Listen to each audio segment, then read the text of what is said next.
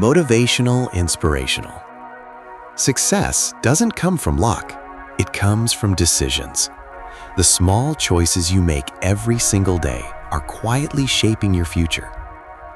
Every morning, you wake up with two options: stay comfortable or chase your dreams.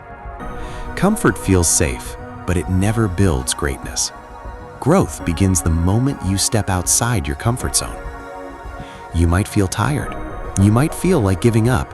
But remember this: every successful person you admire once felt the same way. The only difference is they didn't quit. Failure is not the end. It's a lesson. Every mistake teaches you something valuable. So don't fear failure. Use it as fuel. Your time is limited. Don't waste it doubting yourself.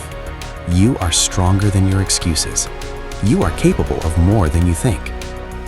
Discipline is more powerful than motivation. Motivation fades, but discipline keeps you moving forward, even on your worst days. Start small, but stay consistent. Even one step every day will take you closer to your goal. Progress is progress, no matter how slow. Believe in yourself, even when no one else does. Because in the end, your life is your responsibility. So, get up, work hard, stay focused, and never stop believing. For more videos like this, subscribe to the channel, like, and comment.